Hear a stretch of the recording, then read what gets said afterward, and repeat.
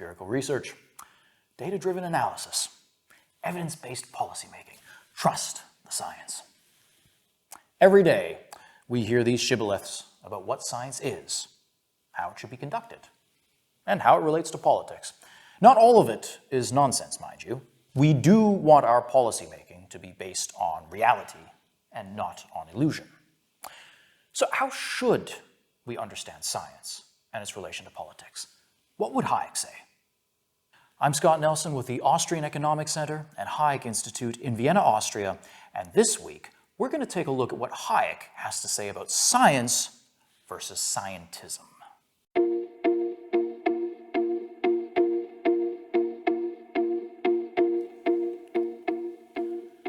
So this video is a sequel of sorts to an earlier video on scientism hosted by my colleague Kai Weiss, as well as our last video about true and false individualism, where we mentioned that Hayek's essay on that topic was supposed to lead into a grand project that in the end he never realized, namely his work on the abuse and decline of reason. So let's go a little bit further into that, since it turns out that Hayek's views on science, what it is and isn't, what it is and isn't capable of, are more relevant today than ever.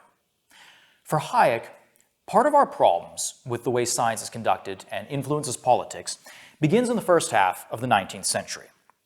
During this time, science is increasingly associated with the physical and biological disciplines that begin to claim a special rigor and certainty for themselves, thereby distinguishing themselves from the other sciences. They were successful in their endeavors, and accordingly, those working in other fields grew more fascinated with their success. And so rapidly, they began to imitate both the teaching and the vocabulary of the natural sciences. Thus, according to Hayek, commenced the tyranny which the methods and technique of the sciences, in the narrow sense of that term, have ever since exercised over other subjects. This is part of what Hayek calls scientism. The scientistic, as distinguished from the scientific view, is not an unprejudiced, but a very prejudiced approach, which, before it's even considered its subject, claims to know what is the most appropriate way of investigating it. Hayek observes that the natural science approach to the social science attempts to remove the human factor in order to obtain objective, strictly controlled results. What is more, in repeatedly attempting to remove the human factor, this science, or scientism, sees man's ideas of the world not as valid or valuable interpretations of the world, but rather as an imperfect instrument to be improved. So scientism is then about teaching man what he ought to think about the world. Now, this may work for the natural sciences, but when it comes to the social sciences, Hayek disagrees. Science is not about teaching man what he ought to think about the world, but rather studying what man does, in fact, think about the world, regardless of whether what man thinks about the world is true or false. For Hayek, the scientist's disposition is investigative, not propagandistic. And you come to understand man by examining human action. Now, of course, you might include here action that affects man but which he doesn't reflect on, such as the functioning of his circulatory system or respiratory system or whatever. But by human action, Hayek is referring to what people think they are doing. So, conscious action. And the strange thing, as Hayek observes, is that if we restricted ourselves to offering an explanation of human action in purely physical terms of what the actor was doing, so disregarding the actor's own perspective on his actions, then we would actually be confining ourselves to less than we really know about the situation. So now, why is this? Well, one of the reasons is because for Hayek, human action involves some intentionality. People intend to do or fulfill certain things. They have choice. They have choice both of the ends as well as the means that they will employ to reach those ends. And because they have choice as intentional beings, there's always an element of uncertainty, the possibility that they could choose differently than you might expect. And there's another reason why, if we explained human phenomena in purely physical terms, that we would be confining ourselves to less than we know about the situation. And that's because the objective facts under analysis in human action make sense only in regards to human purposes. So let's hear what Hayek has to say about this. I quote, "Take the concept of a tool or instrument, or of any particular tool such as a hammer or a barometer. It's easily seen that these concepts cannot be interpreted to refer to objective facts, that is, to things irrespective of what people think about them.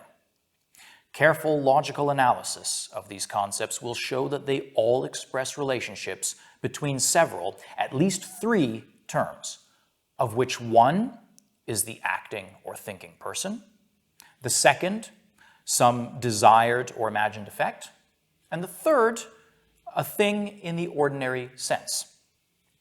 If the reader will attempt a definition, he will soon find that he cannot give one without using some term such as suitable for, or intended for, or some other expression referring to the use for which it is designed by somebody.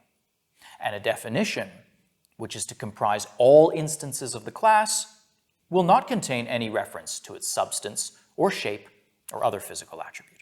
An ordinary hammer and a steam hammer, or an aneroid barometer and a mercury barometer, have nothing in common except the purpose for which men think they can be used."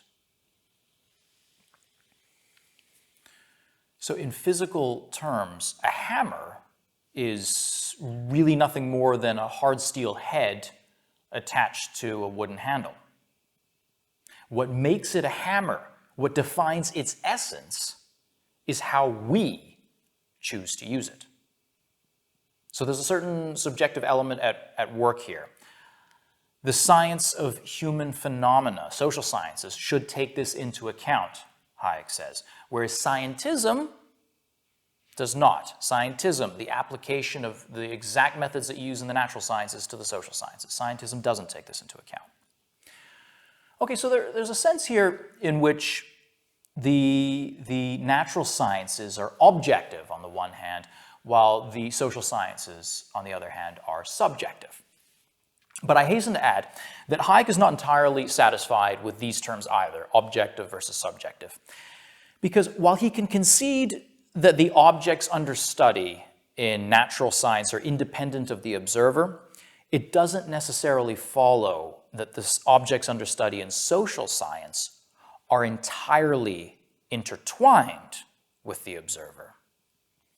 For one, there are situations where human behavior is logical enough without recourse to the innermost thoughts and intentions of the actors under study. Many of us, for example, every day get into our cars to drive to work or wherever, and we do so while following traffic laws and under the assumption and hope that other drivers will be equally law-abiding. And they get into their cars and drive to work or wherever under the exact same assumption that we too will be equally law-abiding. We needn't study the deepest intentions of every single driver in order to make reasonable predictions about how traffic will work. And Hayek makes this point with the example of a policeman. He notes that one policeman succeeding another can be expected to behave quite similarly. Not because he's the same person. This is the key point. He's not the same person, obviously, but because he fulfills the same function as his predecessor, and therefore stands in the same particular relations and attitudes to other people as his predecessor did. Now, but if the social sciences sometimes display the objective quality of the natural sciences, they have other elements of subjectivism that we should bear in mind. The facts that the social scientist studies are other people's opinions. Now, insofar as these opinions are independent of the researcher himself, they are objective. But still, they're other people's opinions. And as opinions, they may well be false, which means they're not facts. So here we arrive at a question, one which I won't answer, but simply raise for your consideration, namely, to what extent are the social sciences responsible for correcting the opinions that they study? One can study the behavior of people acting out of belief in some absurd superstition. But is it the job of the social sciences to correct these superstitions? This is perhaps more of an ethical question than one embedded in the nature of science itself. But I will mention in passing here that on this question, we may see a split even between a 19th century mind, such as that of Austrian school founder Karl Menger, and Hayek, on the other hand.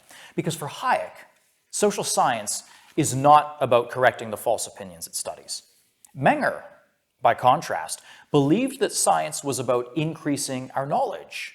And part of increasing our knowledge involves being able to distinguish between goods, which we actually need, and imaginary goods, which we don't need. For Menger, imaginary goods included things like most cosmetics, charms, the majority of medicines used by primitives and early civilizations, pagan implements, statues, and buildings for the worship of idols, instruments of torture, etc. Some of the goods we do need, according to Menger, are things like food, wine, tobacco, even. So Hayek runs further with the subjectivism of the social sciences. But to my mind, the subjectivism of the social sciences may have another dimension still that Hayek doesn't mention, but which I think he would agree with. And that is that because actors are free to choose, they can always change their behavior once they become aware of the consequences of their actions or the consequences of other people's actions. And one of the things that social sciences do is to reveal the consequences of people's actions. So what that means is that it's enough to have established a law of the social mechanism in order for your awareness of this mechanism to modify it. So what exactly does this mean? Well, recall in one of our earlier videos on inflation, we had mentioned that if the money supply is increased and people expect higher prices, then this extra money flooding the economy won't actually have the stimulating effect that many mainstream economists believe it should have. And this is why social scientists may sometimes seem like they're constantly chasing their tail. Because sometimes a new discovery ends up rendering itself obsolete the moment it's discovered. Now, it's not the same with the natural sciences. For example, with the study of electrons. Electrons continue to behave as they do regardless of whether we've figured them out or not. Moreover, Hayek notes that whereas natural sciences tend to begin with the complex phenomena of nature, they work backwards then to better understand the individual elements that make up nature. With the social sciences, Hayek says, it's the reverse. The attitudes of individuals are the data, are the elements that are known to us. And by starting with these, we build up to an understanding of the more complex phenomena that result from human behavior. The social sciences then are compositive, to use Hayek's term. So Hayek has laid a great deal of emphasis in social sciences on understanding the opinions of actors, the subjective element. But he does caution us against confusing the social scientific method he's talking about with psychology, on the other hand, which Hayek understands as the attempt to explain conscious action. Hayek believes that people's behavior does create a sort of order, or orders, if you will, and it is therefore the job of social science to understand these orders. All right, well, now it sounds like we're back to the possibility of the social sciences being objective, but not entirely, because the central point for Hayek is that these orders that emerge are undesigned. Intentional action at the individual level results in undesigned, unintended order at the macro level. And this makes prediction all that much more difficult in the social sciences than in the natural sciences. Because each step of the way, uncertainty abounds. The individual action may not correspond well to the intentions that the actor had. He may have chosen the wrong means to realize his intended goal. Similarly, the immediate consequences of that action may also not fulfill the intentions or expectations that the actor had. Further, the macro or societal consequences may also contradict the intentions, and the historical consequences may be entirely out of line with anything that the actors at the time could have envisioned. It's enough to think about the unpredictable and upsetting effects that wars and revolutions have on individuals, societies, and history to realize, when it comes to human phenomena, how little we really know. And that's what Hayek would say. Hey everyone, thanks for tuning in. We really hope that you enjoyed this video. If you're interested in the topic of science and scientism, which has so much to say about the world that we live in today, then you might want to check out a video done by my colleague Kai Weiss several months ago called Is Science Overrated? And if you enjoyed that, you also want to check out the video that we did a few weeks ago called Individualism, True and False. And, as always, please don't forget to like, subscribe, and share with your friends.